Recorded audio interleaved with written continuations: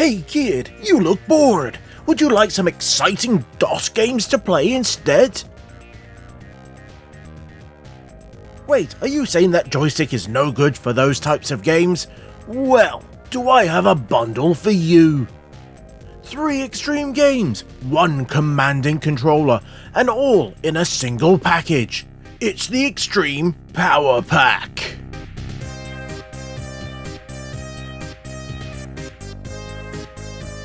The Extreme Power Pack is bundled with 3 games, Magic Carpet 2, FIFA 96, and Network Q RAC Rally Championship, as well as the QuickShot QS 217 command pad.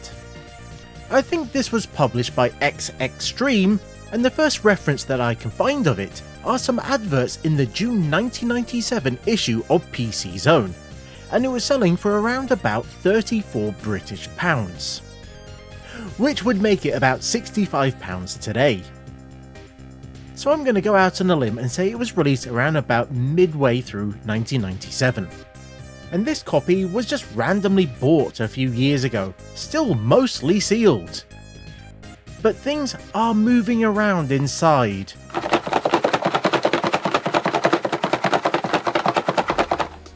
So let's get it opened up and see how it was packaged.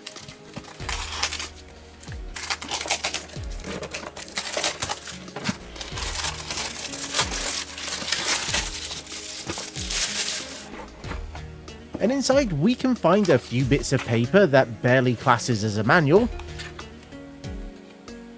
3 CDs in flimsy plastic sleeves, and the controller loose. I see they spared every expense in building this package. In the hands, the QuickShot QS 217 command pad actually feels fine. It's solid and the buttons have a decent amount of resistance to them so they don't feel too loose, and I'd say it's a bit of a mix between the Mega Drive and SNES controller.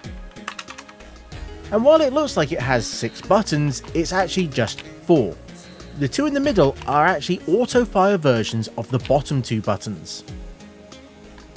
And I do wonder if they made it like that to sort of trick you into thinking it was a 6-button controller instead. Now for those that don't recognise it, this is the 15-pin connector, and you tended to connect this to the sound card. Or at least you did by this point, as they all more or less came with a GamePorts connector. And these were more geared towards joysticks than controllers, as they were designed with analog inputs in mind. To try all this out, I'm going to be using my Pentium 1 machine, that I really need to find a 90s beige case for.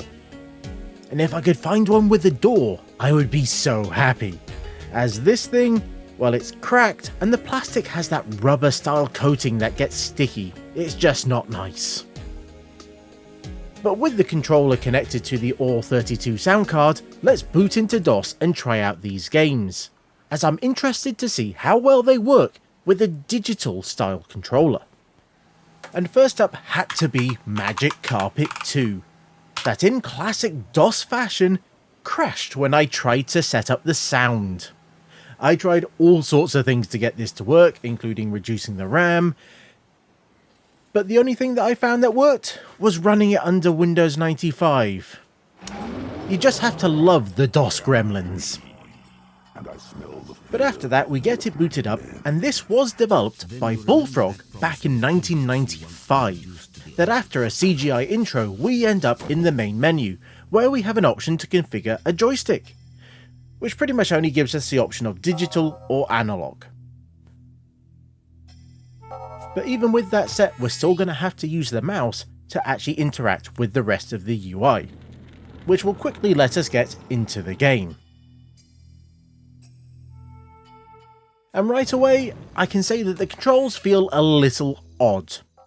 The D-pad lets us look around, the A button uses spell 1, the fireball in this instance, and B lets us use spell 2, the capture mana. C didn't seem to do anything at first, and D brought up the spell select. But none of them let me move.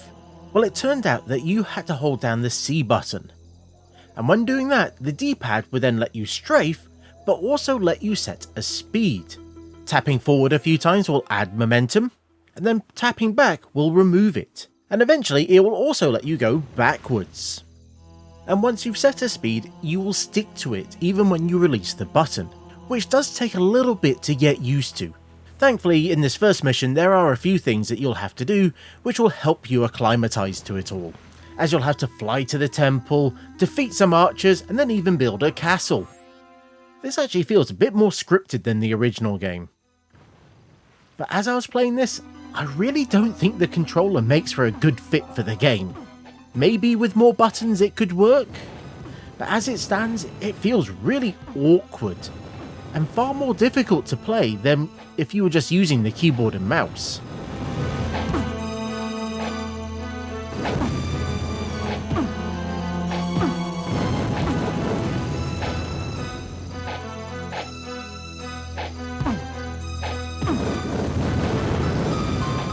I'm not going to be reviewing the games in much depth. This is mostly about giving my impressions of what these games are like to play with the provided controller. Did they put care into picking the right games for this controller? Or did they just grab any old ones that they could find, as well as a random controller that they had lots of stock of?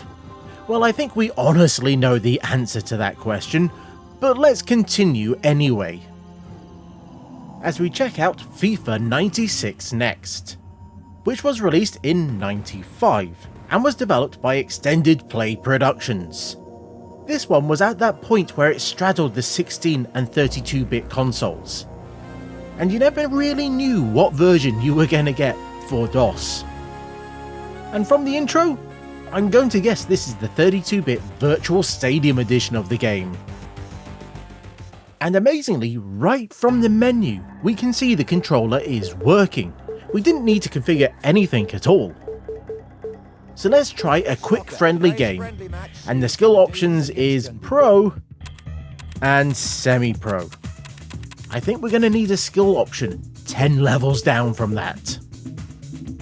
In-game, the controller works actually quite well, but you might expect that, seeing that this is technically a console game that's been ported, as we have a button to pass, sprint, shoot, and even one for switching player. Not that you could really tell all of that from my bad gameplay, and I'm starting to get the feeling that this might be the best game to show off this pad.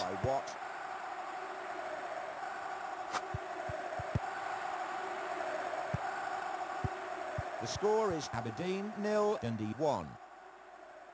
And it might also be the one we see the least of, as I'm obviously not that good at the game. And I've also never been a big fan of sports titles anyway.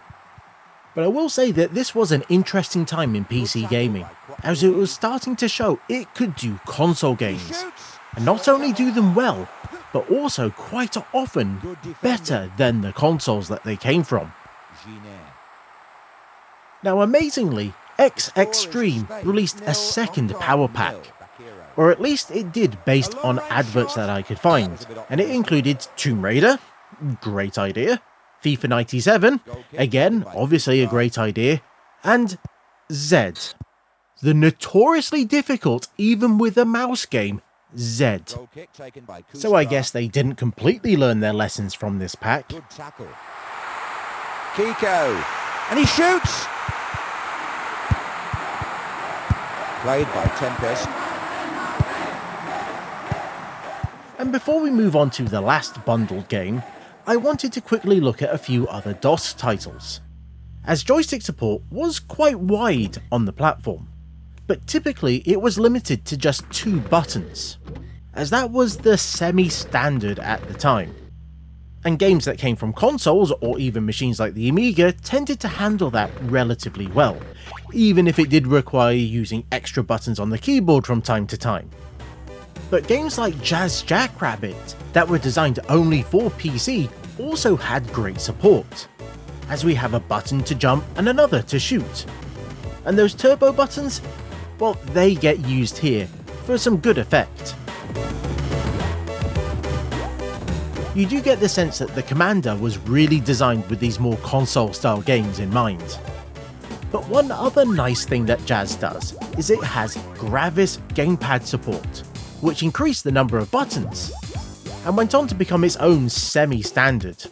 And in this instance, it gives us one that lets us change the weapon with the third button. And I think the fourth might be usable as well, and it's for any special weapon that you might have.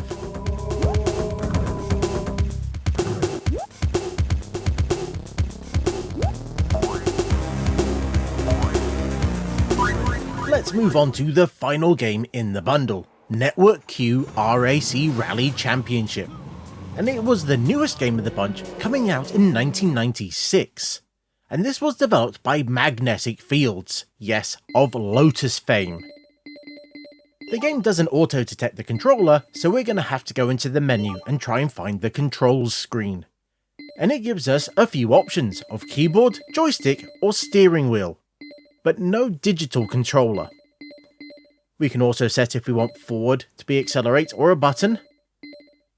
And it also shows us it really only supports 2 buttons.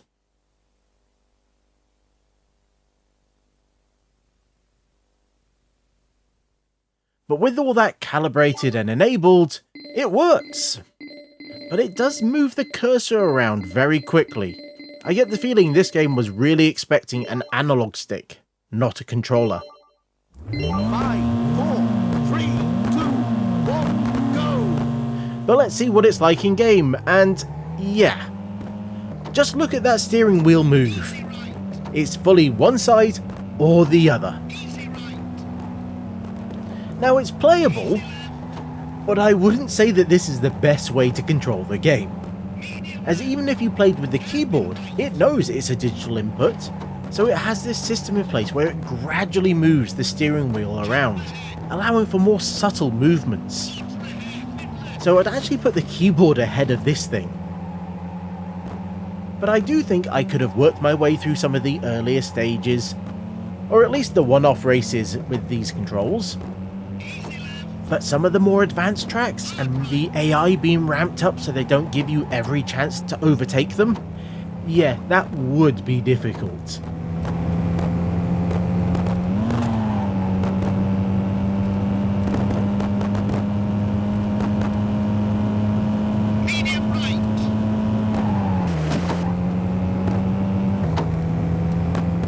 This isn't like the arcade races that I was used to playing on the Amiga. Here, your steering really does matter, and as such it might have been a misstep to include this game in the collection. I don't think those who put this collection together really played all of the games to see if they were a fit, as this is not the right controller for this game. I would have put in a platformer or even a shooter, something that would have benefited from the faster response times that a controller can provide. Even if this is a very impressive looking game, and possibly one of the more detailed races around at the time, it just does not go well with the command pad. As we spotted earlier, these games didn't come with proper manuals. Instead, they were online, which in this case meant that they were PDFs on the CD, and not on the internet, as this was an age where online meant that you didn't get them physically, you got them digitally. And wow, I didn't realise how slow Acrobat Reader was on DOS. I think this might be the first time I've used it. So with all that being said, was this good value for money? Well, the joypad at the time was being sold for around about £14. Both Magic Carpet and FIFA would have set you back £10 each. But amazingly, Network Q Rally Championship was still around £22. So for the low price of £34, you could have gotten £56 worth of games and hardware. Whether or not you wanted those 3 games and that controller is a completely different matter, and I'm also not sure if this was the most harmonious bundle ever put together. But I can say for a fact there were much worse ones released. So I'm not entirely sure of the answer here. But either way, I did have some fun with it. And with that, I feel we're at the end of this episode. Thanks for sticking with me as I rambled about this odd bundle. I've had it for a while and I've been wanting to see what's inside of it for all that time. And particularly with it rattling, And this DosCember, well, it seemed like the perfect time to do it. So why not check out some other DosCember videos? And until next time, I was the Goldfish, that was some classics 90s bundled action, and this was Goldfish on Games. Thanks for watching.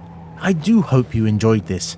I've looked at other random joysticks, particularly for the Amiga, in other videos, as well as reviewing quite a number of DOS games. So if any of that sounds interesting to you, then why not consider liking this video and even subscribing, as it will let YouTube know that you enjoyed the video and also let you know when I release new videos.